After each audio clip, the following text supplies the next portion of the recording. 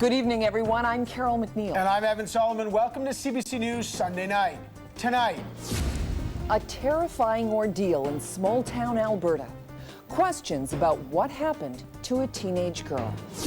blunt talk about Afghanistan. We are not going to ever defeat the insurgency. What the Prime Minister told an American audience about the war. And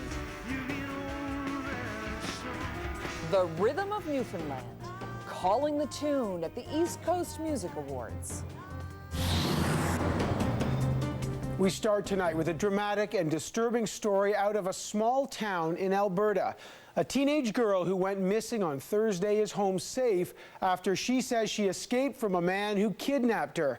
A suspect has been arrested and police accuse him of abduction and sexual assault. But so far he hasn't been charged. The abduction allegedly happened here in Penhold. It's home to about 2,000 people. With the latest on the story, the CBC's Tara Fadun. This small central Alberta community has been on edge ever since one of their own vanished Thursday night. Like I think of Red Deer or Calgary or Edmonton, but never thought of this little place. The 16-year-old, who we can't identify, disappeared after what was supposed to be a quick trip to a nearby convenience store. Tonight, she's back at home, and police have made an arrest. A 56-year-old man from Red Deer. This resident of Red Deer was arrested without incident at approximately 12:20 p.m. today while operating a vehicle in Red Deer. That vehicle has been seized for further examination. Her family said she escaped her captors Saturday night, then made it to this Red Deer mall and called her parents, bringing an end to 2 days of terror for her and her loved ones. It has been horrific, horrible experience. Unbelievable and miracle, and those are a lot of the words going around right now, and it's really just a lot of happiness going on in that house, a complete 180 from what it was yesterday. The family is expressing gratitude toward their community, which rallied around them, canvassing neighborhoods and offering support. It's amazing. I'm not surprised because people on the whole are good, but we're just so grateful. We're so thankful. Police also commend the teen for providing information in their ongoing investigation. We got lots of information from her, and that coincided with information that we had surfaced otherwise. But at the point in time before her recovery, then we simply had to wait until we could put things together. She did everything right. She did everything right to get out alive. She did everything right. With a suspect in custody, police say they hope the community can now breathe a sigh of relief. But for at least one family, it will be easier said than done. Tara Fadun, CBC News, Red Deer, Alberta. Blunt words from the Prime Minister today on the difficulty of defeating the Afghan insurgency. Stephen Harper says he doesn't believe it's possible. Our chief political correspondent, Keith Bogue, joins us tonight. Keith, give us some more insight into the Prime Minister's comments today. Carol, what the Prime Minister and others are saying is that we have to redefine what mission accomplished means in Afghanistan. Canadian troops are scheduled to withdraw from Afghanistan in 2011, but that will not mean the end of the NATO mission. In fact, it's believed the insurgency will continue long after, which prompted this question from CNN's Fareed Zakaria. So then why leave? We're not going to win this war just by staying. We're not going to, in fact, my own judgment, Fareed, is quite frankly, we are not going to ever defeat the insurgency. The NDP has argued for years that fighting the insurgency is unwinnable. The party and its leader have been attacked by the government for saying so. They called him Taliban Jack, they called me Burqa Black, and now, after all these years, 3 years, the many sacrifices, the enormous cost, Mr. Harper is saying exactly what many people have been saying over the years, and he would never listen to. The Liberals supported the Conservatives' decision to extend the Afghanistan mission, but they, too, complained that Harper has had the emphasis wrong. It's clear that Mr. Harper is coming to the right conclusion, but he's not following it up with the right kinds of actions, and he's not taking the steps that would be logical for Canada to take, which is to upgrade its diplomatic effort and its political effort and its development effort. The idea the insurgency will never be defeated is neither new nor uniquely Canadian. Even the U.S., which is adding thousands more troops to the war, is very careful to define limited objectives. Is Afghanistan still winnable? Well, I think Afghanistan is still winnable in the sense of our ability to ensure that it is not a launching pad for attacks against North America. I think it's still possible for us to stamp out al-Qaeda. Winning in Afghanistan was never going to be like winning in the Second World War, where states fought states and victory was clear and spelled out in peace treaties. Those days are gone, in a sense, because it was wars between states. Now we're fighting an insurgency, so essentially we're fighting non-state element, and there will not be any victory parade at the end. There's a NATO summit in Europe next month. Expect that to define more precisely what success in Afghanistan will look like. Carol? Keith, thank you so much. That's the CBC's Keith Bogue in Ottawa tonight. It's the scandal that changed Canadian politics, and now the journalist who broke the sponsorship story could be facing charges himself, all to protect his secret source. The CBC's Rosemary Barton has that story. Daniel Leblanc prefers to write the story rather than be the story. The Globe and Mail reporter was among the first to break open the sponsorship scandal, in part with the help of a source known only by her French code name, Machouette. From the start, I basically had a picture of the whole sponsorship scandal. Most of the key players were named in those first emails, and so it provided a real blueprint. Now, Groupe Polygon, one of the advertising agencies allegedly involved in the fraud, is demanding details about who Machouette is by using a legal technicality in order to try and avoid paying back $35 million to the federal government. But Leblanc has no intention of giving any details and will likely face contempt of court. This was a source who denounced or blew the whistle on, in the public interest, on massive fraud. And I just have a feeling that I'm willing to go wherever it needs to go. That could mean a fine, but it could also well mean jail time for Leblanc. The best defense, according to this law professor? I would try and persuade the court that the nature of the story that was broken had such tremendous public interest, and the ability to break that story depended on a promise of confidentiality. Other journalists have also jumped in to defend Leblanc. If you allow that to happen, it means that no civil servant in the future will feel free to talk to a journalist. The wrongdoing in this case, an elaborate kickback scheme involving Quebec advertising agencies that would overbill the government and then hand over some of the money to Liberal Party fundraisers. The scandal largely cost the Liberals an election, something they would rather put behind them. Still, the party is wading in, criticizing the Conservative government for being on the wrong side. Every time they've been to court, in the case of Mr. Leblanc's source, what they've done is in fact side with the company they're suing instead of standing up for the ability of a journalist to protect a confidential source. The government has said it will review the matter. Groupe Polygon, the ad agency in question, wrote an open letter today that said Daniel Leblanc should set the example and answer the court's questions. The Globe reporter says he will do no such thing when he returns to court in a couple of weeks. Rosemary Barton, CBC News, Ottawa. Canadian scientists say they've developed a new way of generating stem cells. They say they can transform adult skin cells into stem cells using, of all things, DNA from a moth. In the past, scientists had used a virus to achieve the same result. The Toronto researchers say their method is much safer and no trace of the moth DNA is left. Researchers hope to use stem cells to treat a variety of diseases. Today marks a deadline in Newfoundland and Labrador that hundreds of women have been anxiously awaiting. It's the submission of the inquiry report into those botched breast cancer tests at a lab in St. John's. The report is expected to be released this week. The CBC's Melanie Nagy has more. So I want things to change, most definitely. God, I didn't go through all that for nothing, did I?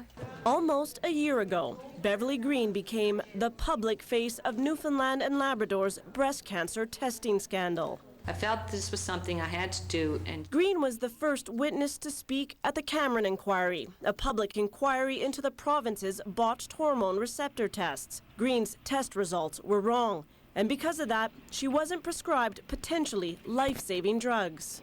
Like, we trust them so much, you know, we put our life in their hands, and I felt that they were being too discreet, you know, there was no information, and like they were hiding something. From 1997 to 2005, close to 400 breast cancer patients received incorrect results. More than 100 have died since the flawed tests were discovered. Now, 2 years after the inquiry was called, the final report is about to be released. The report is expected to take a hard look at Eastern Health, the province's health authority. Eastern Health is responsible for the lab where the testing errors occurred. Evidence shows officials knew early on of the mistakes and that an attempt was made to underplay the severity of the problems. It's time for Eastern Health to fess up and admit they did wrong. Communicate with patients and the public. Lawyer Chess Crosby represents many of the breast cancer patients in a civil suit. He says missing from the report will be an assignment of blame. It's time for them to decide they're paying and to make amends and to say publicly they did wrong. But the Cameron inquiry report isn't expected to lay any blame. It will only make recommendations for improvement. It's likely there will be suggestions regarding staffing, training, and patient disclosure. He knows it'd be a good boy. As for Beverly Green, she's still fighting cancer. Her liver is now filled with tumors.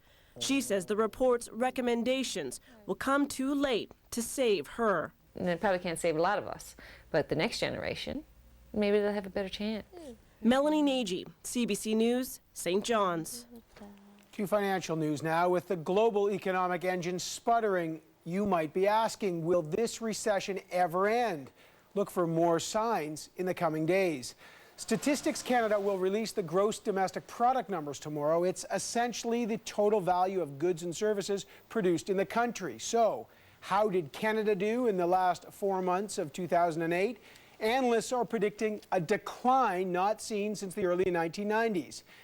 On Tuesday, 2 of Canada's major banks will report their earnings for last year. CIBC and Royal Bank already released theirs, and they made a profit. But will that trend hold for the other banks? Also on Tuesday, the Bank of Canada is expected to lower its key interest rate again. Governor Mark Carney has already slashed the rate 6 times since last February. That would bring it to nearly 0, making some analysts question what else can the bank do to help revive the economy. So making financial decisions can be stressful in this economy, especially if you're staring down a deadline. Tomorrow is the final day to make contributions to your retirement savings plan. And like many Canadians, you might be wondering, are RRSPs the right choice for you? Here's Lori Graham. These are supposed to be the golden years for Peter and Suraya Hollings. They recently retired and were counting on the money they invested in their RRSP to top up their pension. We've always been fairly careful about money. We've never lived beyond our means. But when the markets dropped, their investments started to shrink and they got scared. So they took some of their money out of their RRSP and put it into a GIC, a guaranteed investment plan with Manulife Financial. Now they're wondering if that investment is secure. What would happen if they go under? Would we lose it all? I think the possibility is very slim. We posed that question to a certified financial planner. The insurance law in Canada requires Canadian companies to keep $1 of reserve for every $1 of risk that they undertake. Alan Lebowski is taking an MBA, but even he's confused about investing. He wants his RRSP to grow so that he can eventually take the money out for a down payment on a house. How much money does it involve? How long do you have to pay it back? You could withdraw up to $25,000 from each spouse's RRSP account, provided you have not purchased a home in the last 5 years, you have not owned a home, and you have 15 years to pay it back into your RRSP. But according to the Bank of Montreal, 38% of Canadians can't afford to contribute to an RRSP this year. Clay Vanderham and his wife are also a little worried about investing. They have a new baby and they need a new car, just one of many big decisions they'll be facing as a young family. What's the easiest position to put ourselves in for the future without harming now? It all depends on each family's situation, but the higher the tax bracket, the more RRSPs will make sense because you get an immediate refund. Most financial advisors say RRSPs are still a good investment in the long run. But they say if you're worried about job security, then don't worry about investing this year. Lori Graham, CBC News, Toronto. Still to come on CBC News Sunday night, this story. You got this feeling you live. Newfoundland bands are making a name for themselves. On the surface, it doesn't appear really to be kitchen party music or to be dance music or to be drinking music or whatever. This isn't your ordinary rock music. That's coming up on CBC News Sunday night. You got this feeling you live. What have you got for me on the Southeast Asia issue? Here's what we're going to do. First, we're going to think outside the box. Then we're going to push the envelope. Push the envelope. Then we take it to the next level. Hit the ground running, think big, start small. Raise the bar, and last but not least, We're going to put a stake in the ground. a stake in the ground. We're going to push the peanut in a new direction. The opposite of where it was going. It's new. There's a rumbling across the country. Canadian agriculture is moving forward. Food, health, energy, the environment. These are exciting times. Agriculture is the backbone of a growing industry and a strong and healthy Canada. And wherever you find agriculture, you'll find Farm Credit Canada, advancing the business of agriculture.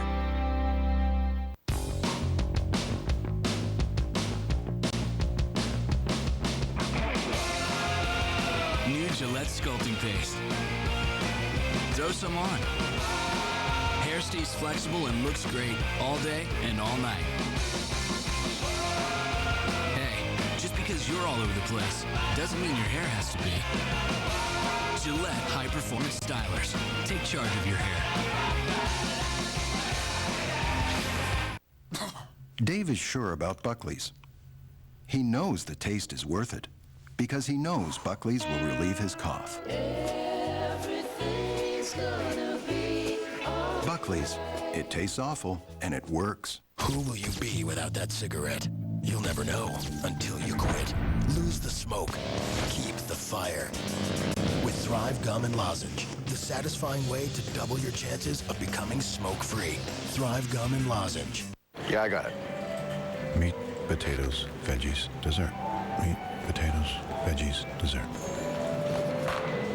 Of course. Swanson Dinners. Meat, potatoes, veggies, dessert. Deliciously complete.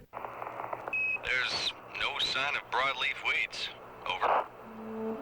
Please confirm, did you say there are no broadleaf weeds? Over.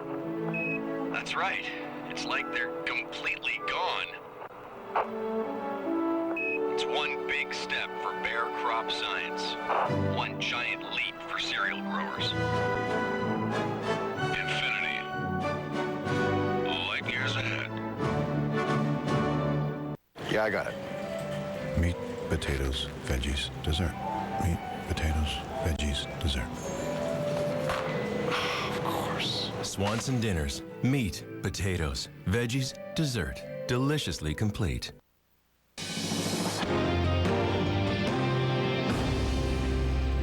Sharp words from Israel today aimed at the militants of Hamas. Israel's response to continuing rocket attacks will be, according to outgoing Prime Minister Ehud Olmert, painful and uncompromising. 9 Hamas rockets hit Israel over the weekend. This as diplomats, including Canada's foreign minister, are gathering in the region to talk peace and to pledge money for reconstruction in Gaza.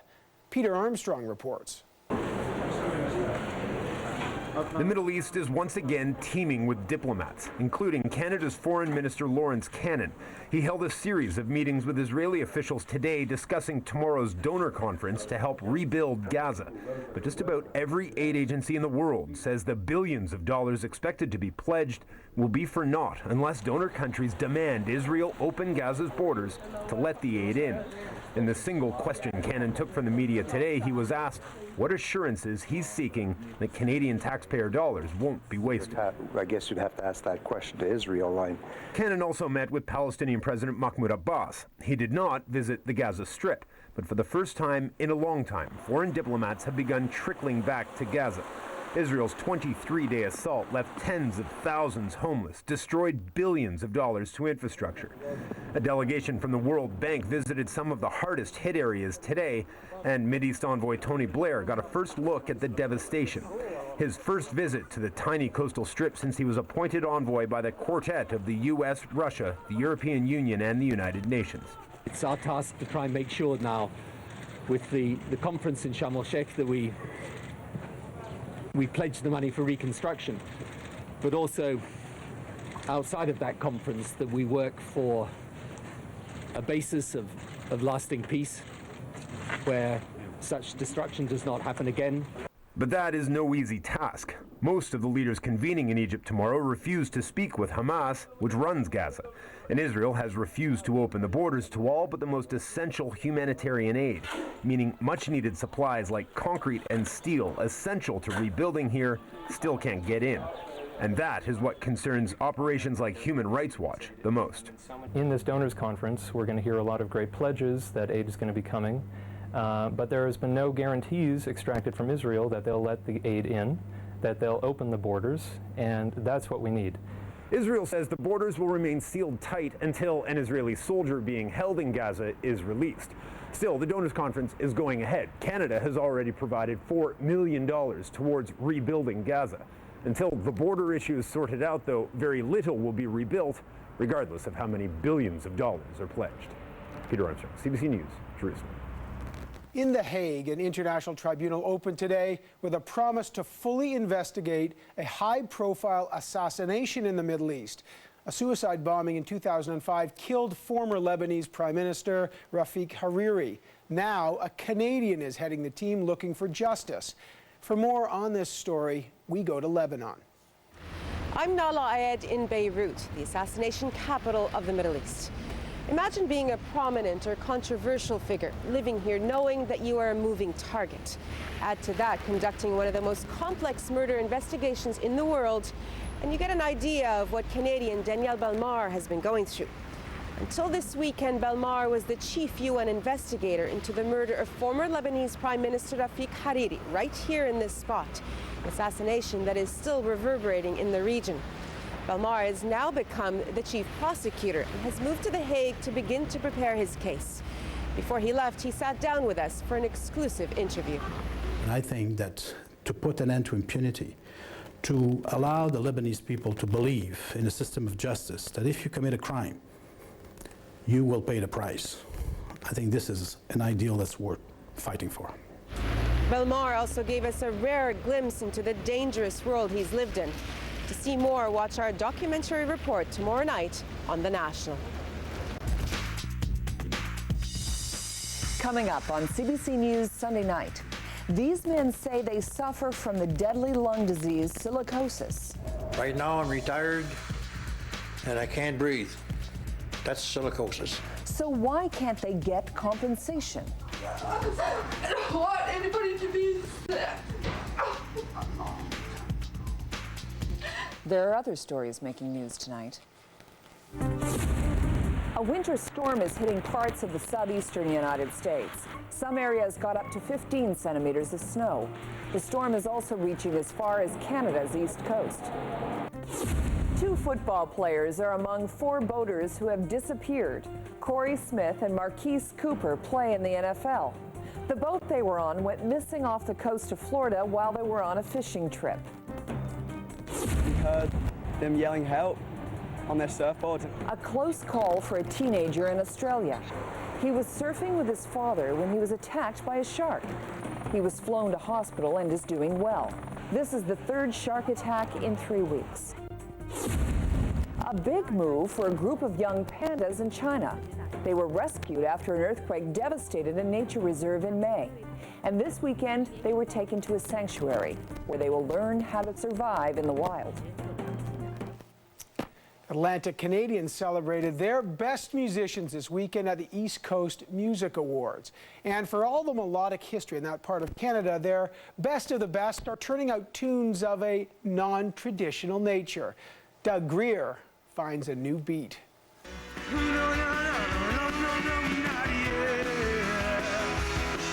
This is one of the new faces and sounds of Newfoundland music. The band, Hey Rosetta, is hot and getting hotter. You may remember the old face and sound.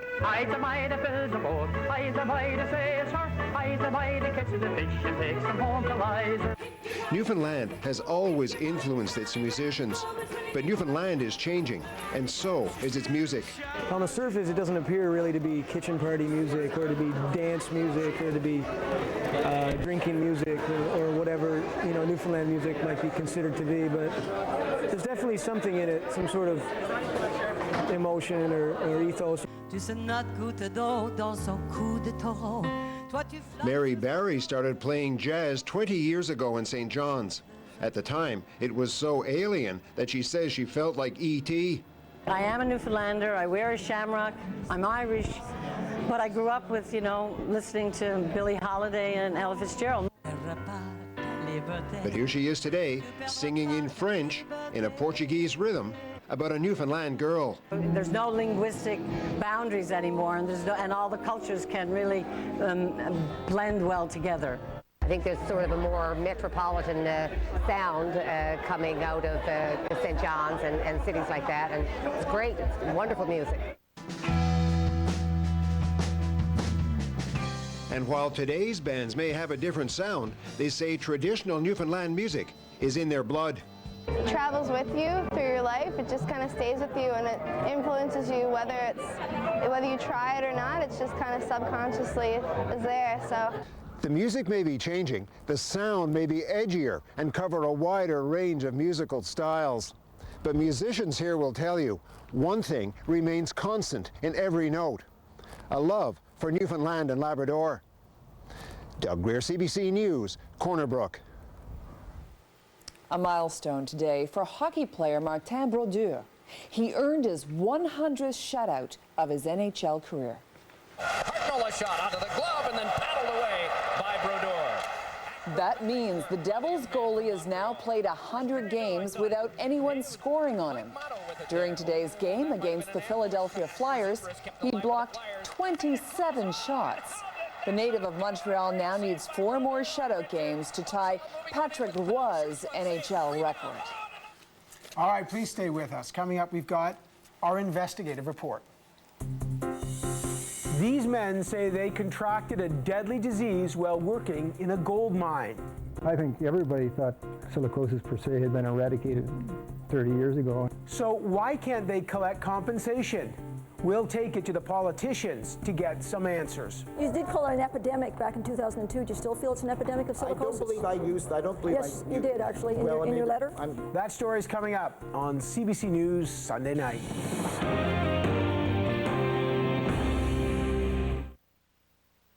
If you miss a minute, CBCnews.ca. More headlines, more in-depth features, more streaming video. Canada's trusted online news source. At Concrete Equities, we partner with you to invest in secure commercial real estate. That's office buildings, shopping malls, and luxury resorts. Properties that are normally out of reach for an individual. We make them affordable for the smart investor. We also pay you first. Most of our investments give you hassle-free rental income each quarter, while trends show your property value going up over time. That's money now and later. Solidify your portfolio with Concrete Equities.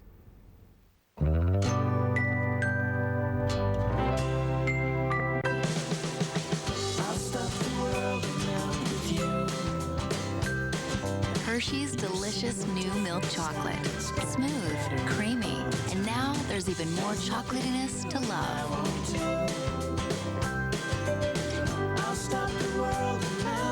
Hershey's new milk chocolate. Now our chocolatiest milk chocolate ever. First I was afraid. I was petrified. Kept thinking that each meeting meant that I would have to fly. But then I spent so many nights Reading emails way too long. that I grew strong. Network video came along, and so I'm back. No time to waste. Just click the mouse and get things done. See people face to face. I should have changed things long ago. This technology saved the day. More collaboration, less complication. That's the human network effect. Learn more at cisco.com/newways. In your seat, please. Boys? How you folks doing today? Great, thanks. sirloin Uncle Burger. Good choice. I know we said we'd stop at 4, but I still want to try for a girl. Really? You know what? You can pick the name. Sirloin. That's a pretty name. For a girl? Right. Which girl? Our daughter. Lose yourself in an Uncle Burger at A&W.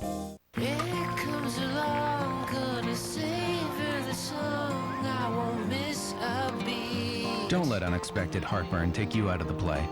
Tums with calcium starts to neutralize acid on contact and quickly relieves heartburn.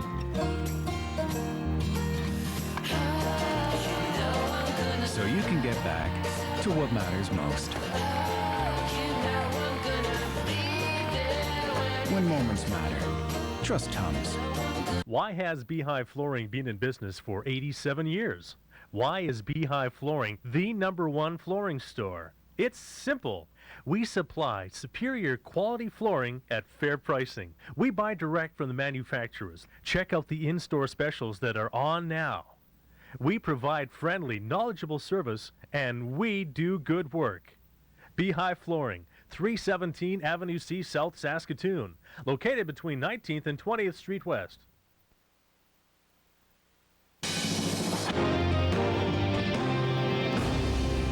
Welcome back to CBC News Sunday Night. We're going to bring you our investigative report now, a desperate battle against bureaucracy. At the center of this story are former gold miners from Northern Ontario and the deadly lung disease silicosis. It can slowly suffocate its victims, and the former miners say they contracted it at work. But they have to prove it in order to qualify for compensation. Here's CBC News Sunday's Janet Thompson with the silicosis files.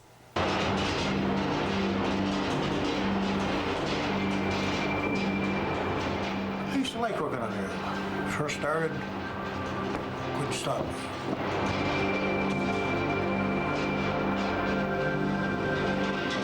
It was good work. It was well paid. Lots of overtime when you wanted it.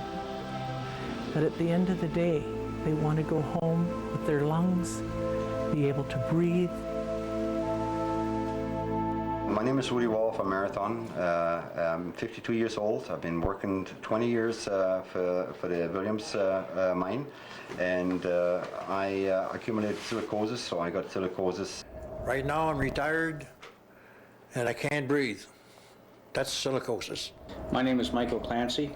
November 2nd, 1999, at the age of 45, I was diagnosed with silicosis. I was diagnosed in 2000 with silicosis. All of these men spent their working lives underground digging for gold. But ever since they were diagnosed with the deadly lung disease silicosis, they spend most of their time immersed in paperwork, digging for answers about their disease, and fighting to prove it came from the mines where they worked. At first, the shortness of breath may occur only during exercise, but eventually it occurs even during rest. Breathing may worsen. Iris Sullivan has taken up the battle to find answers for her husband Bill's worsening health. The lung damage strains the heart and can lead to heart failure, which can be fatal. It's the quality of life, because Bill can't walk any distance. He can't mow the lawn, shovel the snow. Like he puffs 30 to 40 times a day, coughs up 5 to 6 cups of sputum a day. Silicosis is an occupational lung disease that most people thought was a disease of the past. But these gold miners say they got silicosis from working underground at the modern Hemlo gold mines in Marathon, Ontario. They say there was too much silica dust in the mines. Many times over the 16 years, I got dusted out. Everything was shooting at you. I had to rip my undershirt through my face to breathe and try to get through it because I couldn't stay there, right? It's on the walls. When you go down tomorrow, you look. You'll see the dust on the wall. But that's not, they tell me, that's not the stuff that gives you silicosis. The stuff you can't see, that's silicosis. Crystalline silica is an invisible particulate of fine dust that is created when rock is crushed to get the gold out. The only way you can get silicosis is through breathing crystalline silica. That's the only way. The Williams Mine and David Bell Mine are part of the Hemlo Goldfields, located just off the Trans-Canada Highway near Thunder Bay. Carved out of the steep Precambrian rock of the Canadian Shield, the mines produced their first gold bar back in 1985. Since then, the Hemlo gold rush has created billions of dollars and thousands of jobs. But it also has a less glittering reputation as the place where silicosis has made a comeback. Bill and Iris Sullivan moved to Marathon in 1988 when Bill got a job as an electrician at the David Bell mine. A lot of everything was on the go because everybody was building new houses, and it was a new town and a lot of people were moving from it. Everything was still under construction, but everybody was excited because everybody was getting new homes and meeting new people. As an electrician, Sullivan installed the fans that would suck up the dust and blow it out of the mine through ventilation tubing. So he was often the first man in to newly blasted areas. It was a bit of a hodgepodge in the first thing because a lot of the mines were, the lower part wasn't connected to the upper part. There was little areas you went that were unventilated, and there was dust there. I didn't think it was killing me. I just thought it wouldn't be good for me. But I think everybody thought silicosis per se had been eradicated 30 years ago. It's not surprising to learn that Bill Sullivan thought silicosis was a disease from a bygone time in mining. After all, it's been a known occupational illness since 1910, and miners have been dying, and miners' wives have been protesting for years. There's even a Canadian folk song about silicosis by James Gordon.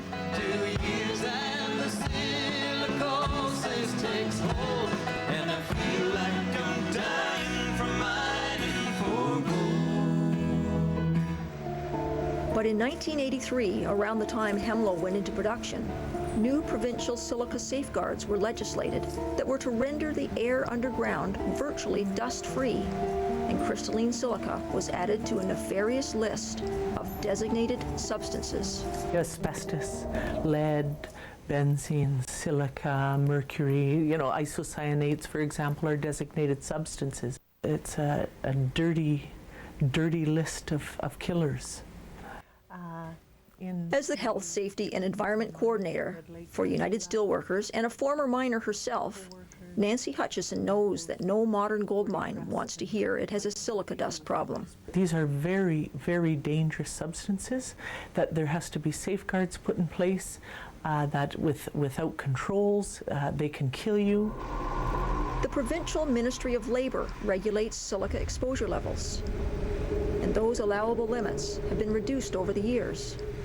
As a modern gold mine, Hemlo was designed to create a silica-free work environment with the latest technologies in ventilation, wet drilling, and atomizers to dampen the air and keep the silica levels within provincial limits. Chris Woodall is the manager of the David Bell mine and the Williams mine, now solely owned by Barrick Gold Corporation. When you move material, you cause dust. The best method of reducing dust is, one, to eliminate it, which is by the use of water. Second is to engineer it out. As you've seen, this mine actually has fully automatic systems where people aren't even around the sources of the dust. And the third is actually giving them preventative gear to make sure they don't get dusted out. On an underground visit to the Williams mine, two mining engineers guided our camera through some of their safety protocol. Production miner John McGregor kept the rock face sprayed down with water. He wore his dust mask while mucking, and he operated the scoop tram from a remote control stand several meters away from the broken rock. The atmosphere on 9765 level was airy and wet. The mines have also recently been winning prestigious mining awards for safety. In the last 5 years, the JT Ryan, which is the mine with a 2-year average safety performance, has been won between David Bell and Williams. I would want to see their occupational disease records, for example, that are not even considered when mines win these JT Ryan awards. They don't look at disease when they are looking at how to determine which mine wins an award or what mine doesn't. In the 9 years since Michael Clancy was diagnosed with silicosis, he has immersed himself in the study of the disease and amassed volumes of reports from his tenure at the mine. In 1998, in the month of March, I had some air sample readings done when I was working on what is termed the mobile rock breaker. I had 2 extremely high readings. They did investigations. I had another one done, I believe it was in May. Another high reading. Clancy's documents show proof that silica dust levels were well beyond Ontario's prescribed occupational exposure limits for the control of airborne substances in the workplace. A year and a half after Clancy's high readings were recorded, a routine X-ray revealed that he had silicosis. All I did is I just followed the standard medical surveillance protocol that had been set up at the mine. Every 2 years I go for my X-ray. Every 2 years. 97 was clear. Going 99, now I have silicosis. Before they are hired to work underground in a gold mine, potential gold miners must have X-rays that demonstrate they have healthy lungs. Dr. Noel Caron is an occupational health consultant familiar with recognizing the signs of silicosis. This is an example of simple silicosis in the upper lung field, and the evidence of a star-like quality to the tissue. Sometimes it looks like ground glass. As an occupational lung disease, silicosis is covered by the Workplace Safety Insurance Board, the WSIB. But before workers can collect compensation, Insurance Board doctors must confirm the diagnosis, and there must be proof that the disease came from the workplace. The Chief Operating Officer for the WSIB is John Slinger. There have been some cases where additional and better testing has indicated that in fact silicosis does not exist. In other words, it has to be more likely than not, considering all of the evidence, that this in fact is a case of confirmed silicosis. Michael Clancy has been trying to prove his case to the Insurance Board for 9 years. I have X-rays, X-ray reports, CT scan reports, all indicating that I have silicosis, and yet it's not a definitive diagnosis. I don't know what you have to do to get one. Why are we having to prove that there was a problem? And, you know, it's not up to us to prove that the law wasn't followed.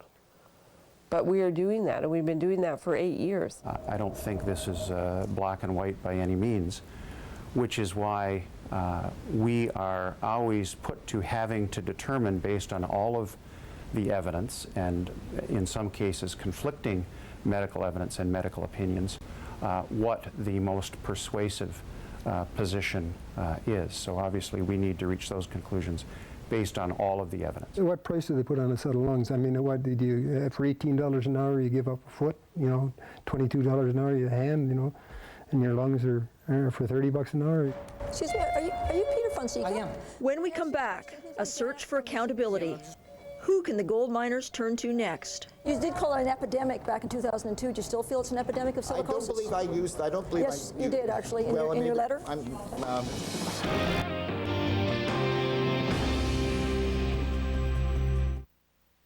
At last. Hungry? Starving. The best part of any meeting is always the break. Want one? No, thanks. You're so strong. I'm just not hungry. I tried a different Special K cereal today. A good source of protein, a high source of fiber. Special K Satisfaction tastes fabulous. It satisfies my hunger so I can resist temptation. They should call it satisfaction. Exactly. Why try low-fat Special K Satisfaction? Because feeling good never looked better. Hilton works at Campbell. He sees what goes into our soups firsthand. He's questioned all the salt. When we told Hilton we removed the equivalent of 9 million teaspoons of salt from our tomato soup alone, 25% less sodium over 5 years, he wondered what 9 million teaspoons look like. Because we like Hilton, we decided to show him. Rediscover Campbell's. Good. New Listerine Total Care. Doing it all in one bottle. It will help maintain healthy gums, strengthen tooth enamel, reduce plaque, prevent cavities, kill germs that cause gingivitis, and freshen your breath. New Listerine Total Care, the all-in-one mouthwash. For enhanced oral care, try Reach Total Care Toothbrush and Total Care Floss. Its unique microgrooves technology removes 2 times more plaque. Nothing is beyond Reach. 12 weeks to get into them? One messy kiss to ruin them. Not Not to worry, introducing new Tide with Dawn Stain Scrubbers with a powerful pre-treating boost that unlocks and removes tough stains. Even better than the next leading liquid detergent plus the leading brand's pre-treating stick. So your hot white jeans are here to stay. New Tide with Dawn Stain Scrubbers. Your Tide is showing. We're not the role models for that one. No. I think my little girl has a crush on your little boy. Oh, I do. I think he's got a crush on her. It is so good talking to grown-ups again. These are delicious. I know you guys, and they're multi-grain. Oh, that's great. Yeah. You know, we should do play dates more often. I think so. And the kids really enjoy it. New Tostitos Multigrain Rounds. The same great multigrain taste is now bite-sized. Uh-oh. Looks like Gainer's two favorite HD shows are on at the same time. Good thing we have SaskTel Max DTVR. I can record one HD show while we watch another. Tonight, the true Hollywood fairy tale of Marilyn Monroe. You okay, Gainer? I can also pause and rewind live TV. He's always had a thing for pretty gills. Record, pause, and rewind live TV with Max DTVR. Wednesday on Being Erica. Her love life is looking up till the past sends it crashing down. The last time I spent this much on Crystal, she threw in a lap dance first. Will an old flame I have wanted you since the moment we met. light a new fire? What do you want to say? Find out Tell me. on an all-new Being Erica, Wednesday at 9 on CBC.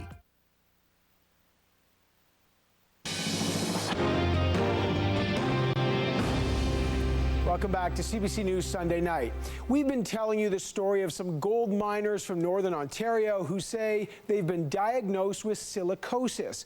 It's the world's most common occupational lung disease, and it was thought to be prevalent only in developing countries. But we know that is not the case.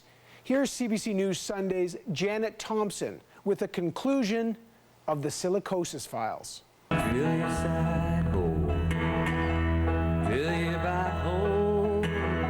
Did the dust in the Hemlo gold mines make these men sick? And if so, whose fault is it? And why are they being denied compensation? I think the government has a key role in that. We know that our representative in Thunder Bay is Michael Gravel, and he stood up in the House and asked for a public inquiry when he was in opposition. And in 2008, Michael Gravel is the Minister for Mines and Northern Development. When Michael Gravel was contacted to discuss the matter of silicosis at the Hemlo goldfields, his media person called back to say, "This is a Minister of Labour issue. Our ministry does not regulate anything to do with safety in a mine." And he is unavailable to comment. She suggested the Minister of Labour be contacted. The Labour Minister's Communications Department replied, "Regrettably, the Minister cannot speak to this issue. For information, please contact the WSIB." In 2002, when Michael Gravel was in opposition, he called the Hemlo silicosis cases an epidemic. But when approached at Queen's Park and asked about the matter, he denied it. You did call it an epidemic back in 2002. Do you still feel it's an epidemic of silicosis? I don't believe Yes, you did actually, in your letter. Now, as Minister in the provincial government, Gravel cites the mine's many safety awards. I can tell you that the mines up in Northern Ontario, certainly the Hemlo Gold Mine is probably one of the safest mines in the province, and have got tremendous safety records, so I'm very impressed with what they've been able to do. Excuse me, are you Peter Fonseca? I am. May I ask you a question, please? I'm Janet from the CBC. Yeah, but I'm just running in. The Minister of Labour? Yes. Minister of Labour Peter Fonseca hadn't heard of silicosis when he was approached at Queen's Park. He agreed to a short interview the following week. You met me a few days ago and you brought up silicosis, and it wasn't something that I had knowledge of. Today I have a lot more knowledge, and I thank you for that information. As far as you know, is silicosis still a problem for gold miners in Ontario? As one of the exposure limits, I don't know. I don't know. I can't tell you that for certain. As far as I don't have the expertise on silicosis to be able to say to give you an answer on that. Nancy Hutchison, the Health and Safety Coordinator at the Steelworkers Union, was shocked to find out that the minister responsible for safety in mines had little knowledge of silicosis.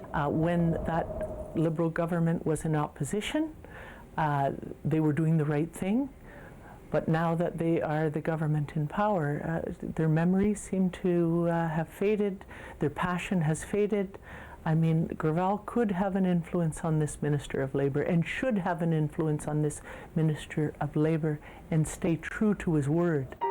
Back in their old neighborhood in the town of Marathon, where they lived and worked for almost 20 years, the Sullivans add up the toll gold mining has taken on some of their old neighbors. Pauline has permanent lung damage and also has a WSIB claim, and she lived in this greenhouse at 10.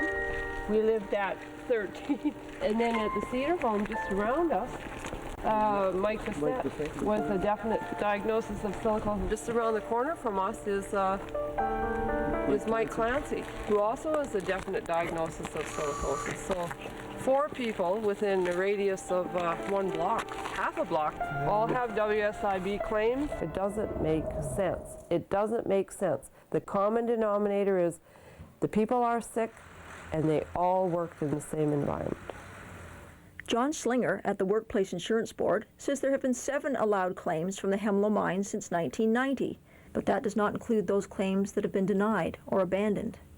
And he admits that the fact that there have been any cases of silicosis at all indicates something has gone amiss at the mine. Obviously, the fact that there have been 7 silicosis claims since 1990 suggests that at some point within that plant's life or mine's life, there have been issues around exposure to silica dust.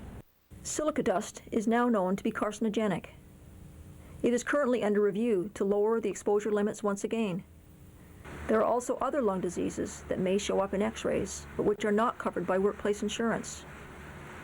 And since it takes anywhere from 5 to 20 years for silicosis to show up in a lung x-ray, occupational health expert Noel Caron says there may be more silicosis cases to come. If 4 or 5 workers have an occupational disease relating to quartz silica, you could be sure that is probably a tip of the iceberg.